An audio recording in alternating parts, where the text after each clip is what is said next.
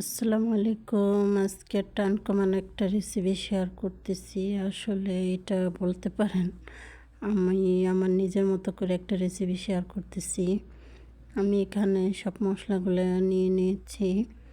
এখানে আমি মুরগি কেটে ধুয়ে পরিষ্কার করে নিয়েছি। এখানে যে চাল নিয়েছি, তারপরে এখানে যে আদা রসুনের পেস্ট, জিরার গুঁড়া, ধনিয়ার গুঁড়া, পেঁয়াজ কুচি, সব মশলাগুলো আর কি নিয়ে নিয়েছি। এখানে কুচা সবজি সব কেটে নিয়েছি। এখন আমি একটা কড়াইতে যে তেল দিয়ে দিলাম, পেঁয়াজ দিয়ে দিলাম, তারপরে তেজপাতা, লবঙ্গ, এলাচ এগুলো দিয়ে দিলাম। আসলে কেউ কিছু মনে করবেন না, আমার কড়াইটা আমি আসলে এটা তারের ছোবা দিয়ে মাখছিলাম তো, তাই এরকম হয়ে গেছে। কেউ কিছু মনে করবেন না। আসলে কড়াইটা ভালো, কিন্তু আমি তারের ছোবা দিয়ে মাজার কারণে এরকম হয়ে গেছে। এখন আমি পেঁয়াজটা একটু ভেজে তারপরে আদা রসুনের পেস্টটা দিয়ে দিলাম। এখন আদা রসুনের পেস্টটা দিয়ে এখন আমি সব মশলাগুলো দিয়ে দিতেছি। এখন টমেটোটাও দিয়ে দেবো। সুন্দর করে এগুলো একটু কষিয়ে তারপরে আমি এখানে মুরগিটা দিব।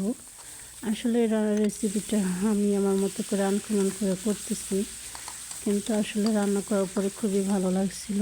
সবাই আমরা অনেক পছন্দ করে খেয়েছি, খুবই মজা হয়েছিল। সবাই এভাবে করে খাবেন।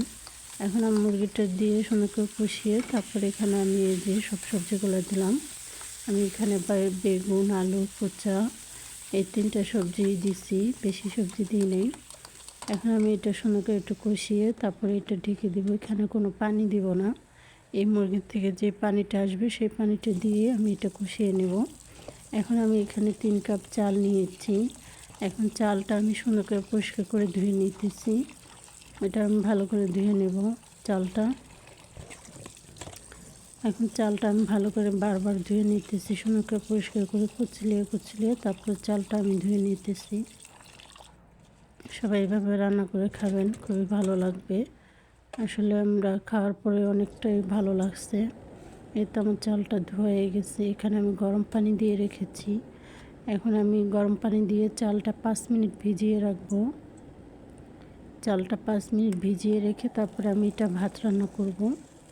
এই তো আমি গরম পানিটা দিয়ে দিলাম। এখন আমি 5 মিনিট ভিজিয়ে রাখবো। এখন এখানে আমি ভাতটা রান্না করে রেখেছি। আমার তরকারিটা হয়ে গেছে। এখন আমি ভাতটা ঢেলে দিচ্ছি। আসলে ভাতটা আমি পুরোপুরি সিদ্ধ করে নেই, একটু শক্ত থাকতেই আমি ভাতটা দিয়ে দিয়েছি। এই তো আমি ঢেকে রেখেছি। এই ভাতটা আমি আগেই রান্না করে রেখেছিলাম।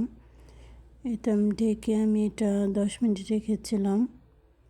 এই তো আমার খাবারটা হয়ে গেছে। এখন আমি সুন্দর করে পরিবেশন করে নিতেছি। এই তো আমি খাবারটা ঢেলে নিলাম। এই দেখেন আমার রেসিপিটা রেডি।